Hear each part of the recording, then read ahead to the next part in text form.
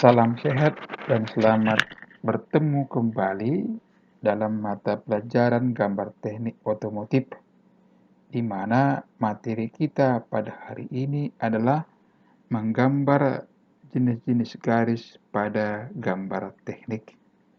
Adapun kompetensi dasar dari materi ini adalah memahami garis-garis gambar teknik sesuai bentuk dan fungsi garis.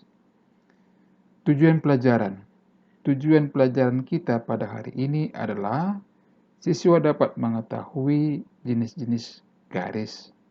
Yang kedua, siswa dapat mengidentifikasi penggunaan jenis-jenis garis. Baiklah anak-anak kami sekalian, kita akan masuk kepada materi kita, jenis dan penggunaan garis. Gambar teknik merupakan gambar yang dibuat dengan ukuran-ukuran yang presisi. Selain itu, garis yang dibuat pada gambar teknik perlu ada bermacam-macam, seperti garis gambar, garis sumbu, garis strip-strip, garis strip titik ganda, garis tipis, garis bebas, dan lain-lain. Jenis-jenis garis adalah berfungsi dan bermakna tertentu dalam menyampaikan maksud pembuat gambar. Oleh karena itu, gambar teknik sering disebut sebagai alat komunikasi antara pembuat gambar dengan mekanik. Contohnya adalah benda yang tidak terlihat langsung oleh mata digambar dengan menggunakan garis strip yang ketebalannya dibuat lebih tipis dibandingkan dengan garis gambar. Oleh karena itu, mekanik membaca garis tersebut sebagai bagian benda yang tidak terlihat. Pembuat gambar harus teliti dalam membuat garis-garis pada gambar kerja agar sesuai dengan keadaan benda aslinya. Berikut ini merupakan jenis-jenis garis yang digunakan pada gambar teknik. Yang pertama adalah garis gambar. Garis gambar merupakan garis tebal kontinu yang digunakan untuk menunjukkan batas-batas dari bentuk suatu benda dan garis-garis gambar. Garis gambar disebut garis nyata karena digunakan untuk menunjukkan bagian-bagian benda yang terlihat secara langsung. Kemudian garis yang kedua adalah garis gores atau garis strip. Garis gores atau garis strip merupakan garis yang berbentuk putus-putus.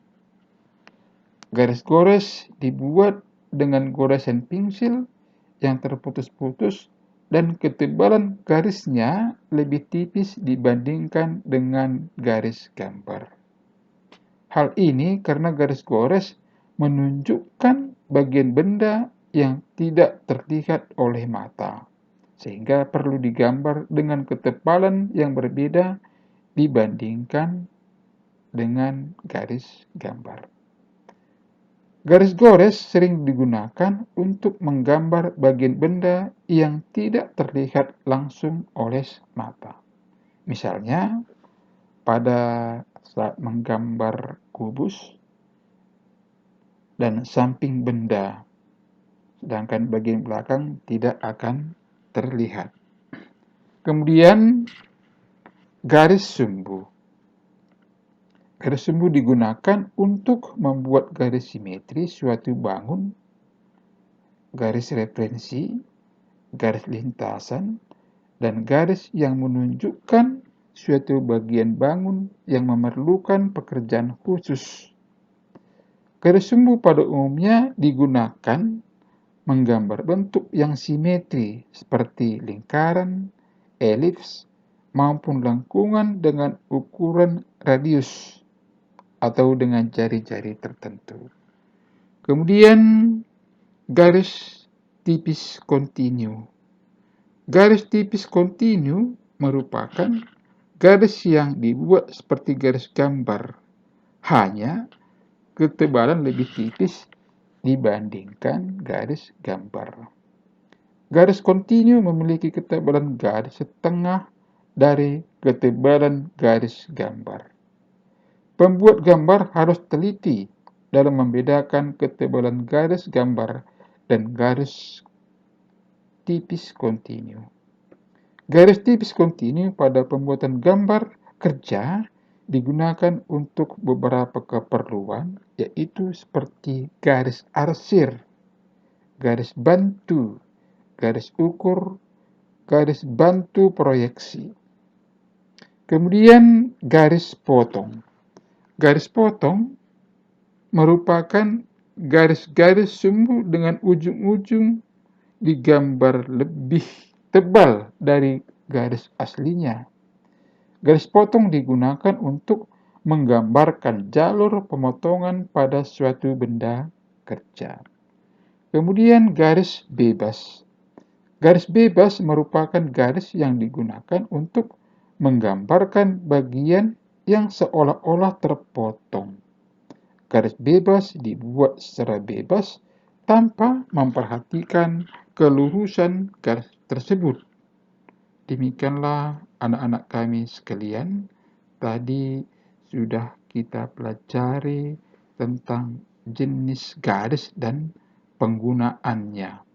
Maka untuk itu saya akan kembali berikan tugas kepada kalian untuk lebih mendalami materi yang Bapak berikan tadi.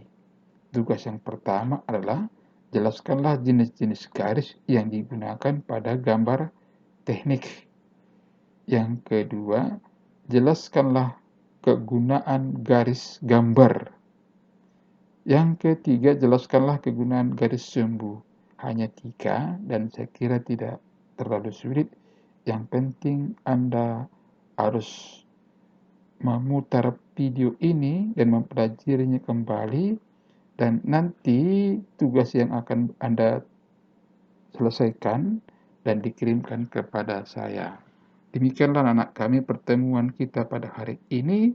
Selamat bekerja dan sampai jumpa. Terima kasih.